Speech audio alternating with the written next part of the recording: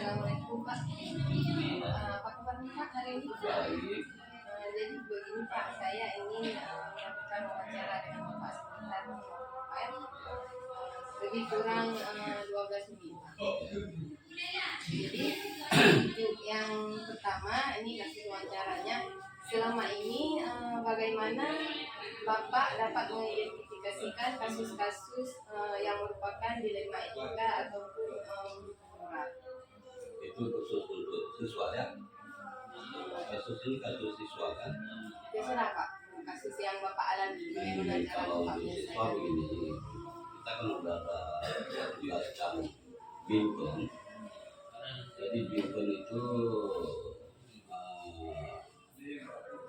jika ada kasus di siswa, jadi cara apa namanya kita catat supaya kasus itu kita cari solusinya gimana, ya kan? Yang berhubungan dengan moral misalnya kan, gimana kita cari solusi yang tepat agar permasalahan ini bisa terselesaikan.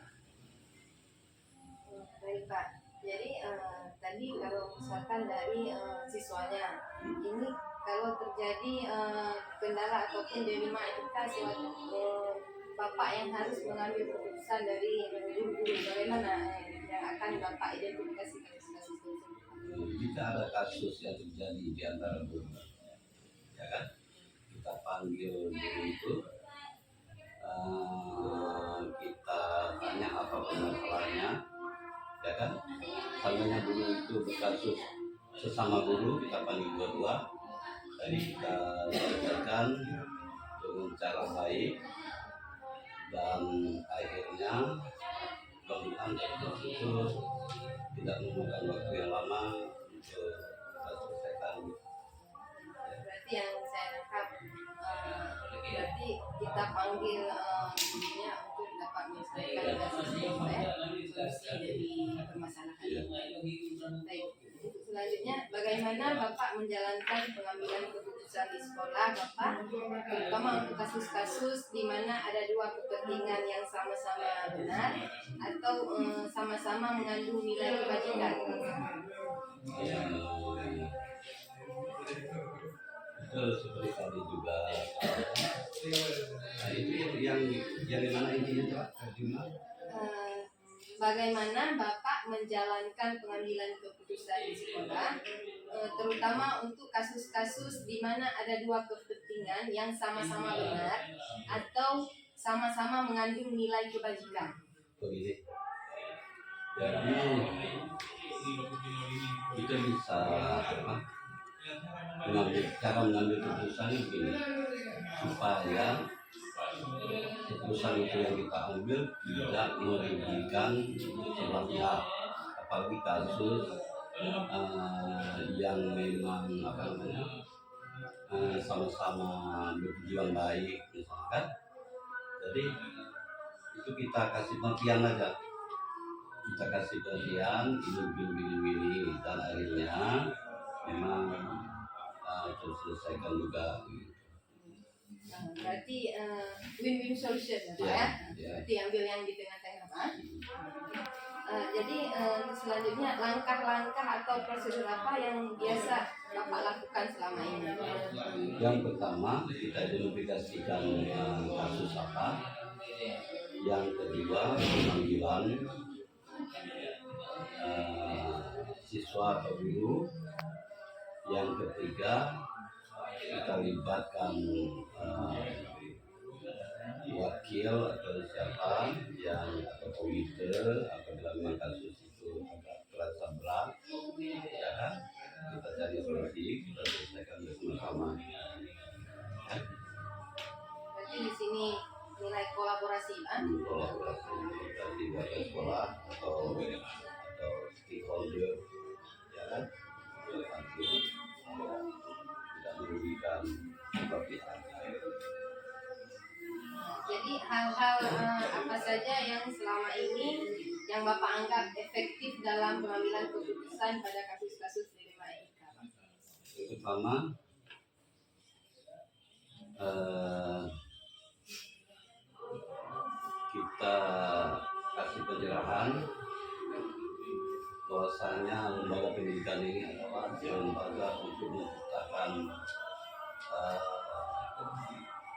produk-produk yang mutu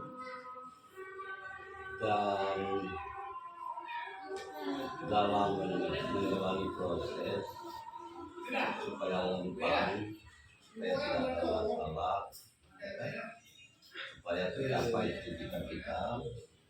Jadi jangan ada permasalahan apapun di antara warga sekolah, siswa atau guru gitu kan, supaya sama-sama memiliki sekolah ini dan satu sekolah ini sama dengan keluarga besar. Jadi kan dalam keluarga itu adik, abang, kakak, itu macamnya kan, supaya berjalan sama-sama dengan perdamaian. Seperti yang dapat saya tangkap, nilai kekeluargaan, kerjasama yang harus ditingkatkan gitu Pak ya. Berarti yang efektif berarti kalau kita menerapkan nilai itu Pak ya. Jadi hal-hal apa saja yang selama ini merupakan tantangan bagi Bapak dalam pengambilan keputusan kasus-kasus kriminal ini Pak? Saya rasa kalau memang kita betul-betul berniat baik, tidak ada sesuatu yang tadi, saya rasa nggak ada Yang parah kan? Ada yang parah kan? yang berat tidak pernah kita alami di sekolah kita ini. Kan? Saya rasa nggak ada tantangan yang berarti di dalam mengambil keputusan atau mencari solusi.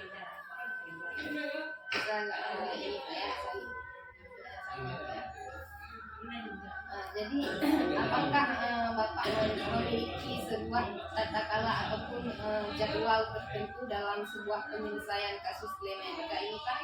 Apakah langsung menyelesaikan di tempat atau memiliki sebuah jadwal untuk menyelesaikannya? Ada kasus yang memang kita langsung menyelesaikan secara cepat gitu kan. Apabila dengan kasus itu merasa membutuhkan waktu, kita cari waktu atau jadwal yang tepat gitu kan, untuk menyelesaikan kasus. Tergantung kasus.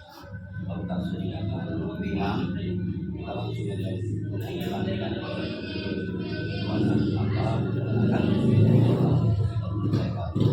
kalau kasus ini ada selesai, berarti kita cari jadwal lain beberapa hari kemudian nanti kita lihat kalau ada waktu yang memang kita selesaikan.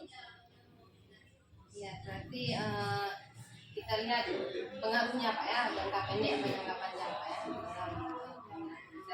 Baik Pak, untuk bentuk ataupun prosedur seperti apa yang dijalankan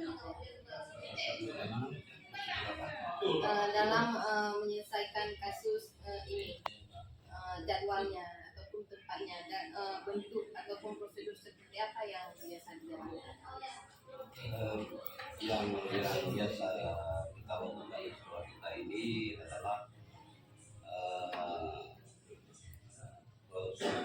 prosedur Secara langsung. Ini dalam penyelesaian sebuah kasus dilema etika ini Pak, apakah langsung menyelesaikan di tempat atau memiliki jadwal yang menyelesaikannya? Kemudian dalam bentuk ataupun prosedur yang seperti apa biasa Bapak jalankan? Prosedur Rapat mungkin ya? Langsung mengadakan rapat ataupun langsung di tempat itu Bapak selesaikan misalkan terjadi suatu kasus Pak? Langsung, tapi menurut yang saya bilang tadi, menurut bobotnya kasus, ya kan ada kasus yang langsung kita selesaikan, ada harus kita jadwalkan, ya kan. Tapi intinya dalam menjelaskan kasus itu seperti kasus prosedur secara kekeluargaan. Adakah ini seseorang ataupun faktor-faktor yang selama ini mempermudah atau membantu Bapak dalam pengambilan keputusan dalam kasus-kasus ini? Ada banyak maksudnya wakil-wakil kita saling mendukung, ya kan, supaya sekolah ini lancar, tidak ada masalah apa-apa. Ya kan? Nanti diskusi Pak ya, Ya. tidak langsung mengambil sendiri Pak ya. Kalau menurut bobot kasus yang Bapak bilang tadi ya. Baik, dari semua hal yang telah Bapak sampaikan barusan, jadi pembelajaran apa yang dapat Bapak petik dari pengalaman Bapak mengambil keputusan di dalam etika tersebut?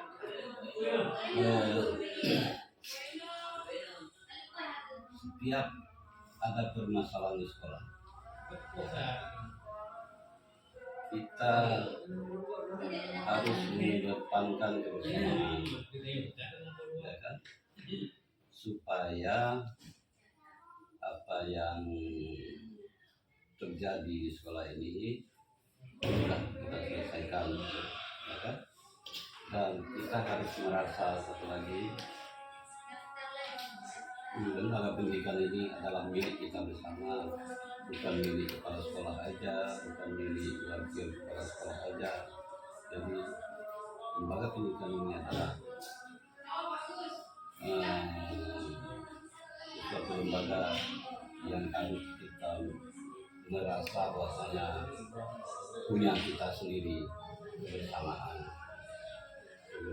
punya warga sekolah. Jadi kan ketika ada masalah, jadi juga harus kita selesaikan dengan cara bersama-sama. Berarti yang dapat saya tangkap dari yang Bapak sampaikan, setiap dari guru ataupun warga sekolah di sini harus bisa mengedepankan kebersamaannya, kerjasamanya, harus mempunyai rasa peduli Pak ya, rasa memiliki terhadap sekolah ini, dengan seakan-akan sekolah ini bukan punya kita, dan yang ternyata disinilah tempat kita untuk menuntun anak-anak ataupun peserta didik kita Pak ya, sama-sama kita membangkitkan generasi untuk masa depan yang lebih bagus Pak ya.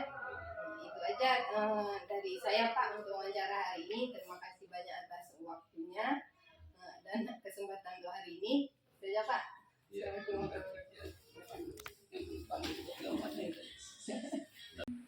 Nyo kabar deh. Yang Pak. Nyo kabar jalan wah kayak jam. Nanti potong.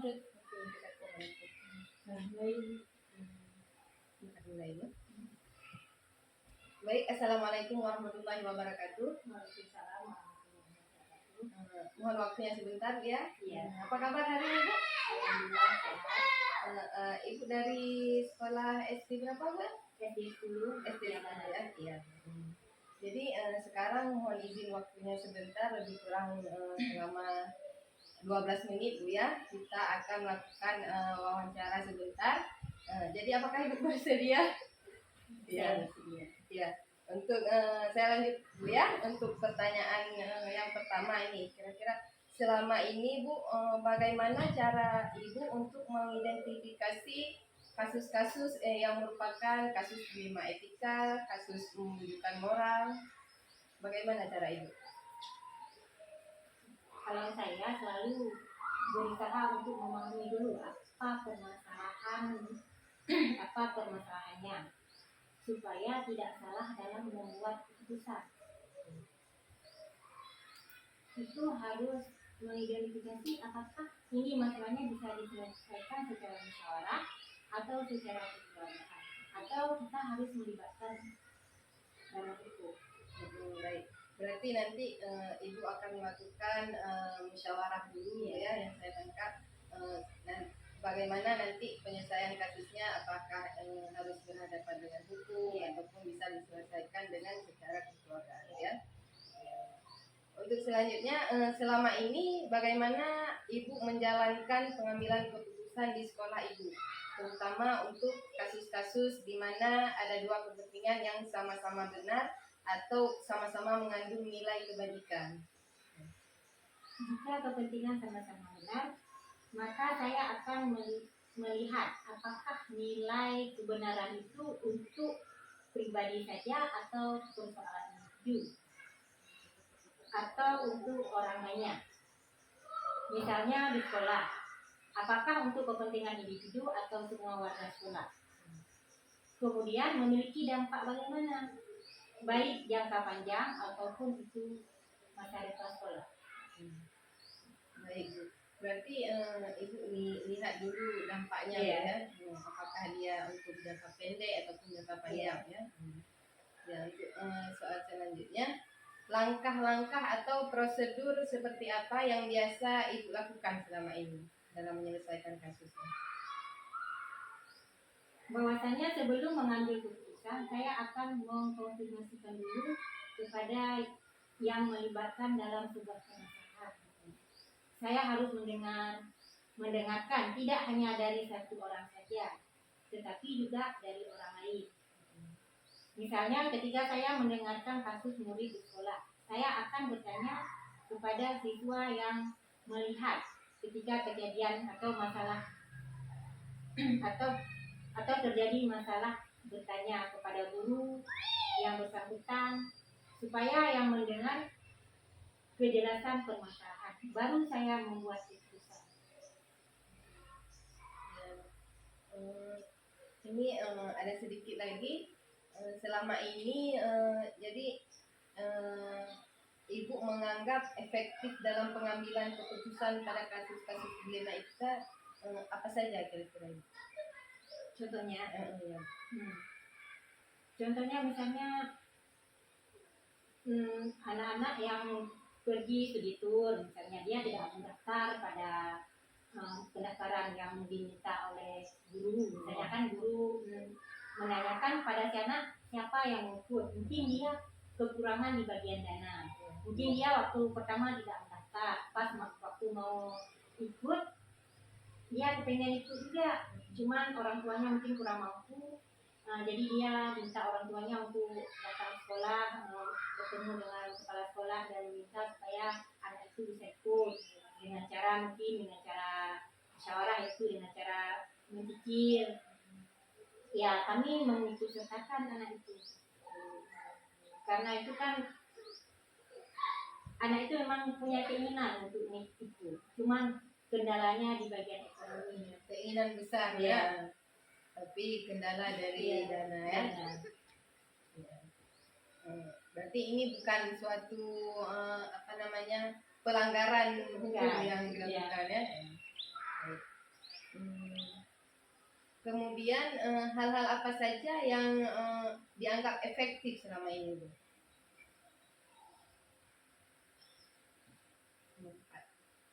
Setiap permasalahan pasti ibu akan melihat dulu akar permasalahannya, kemudian bertanya kepada pihak-pihak yang terkait.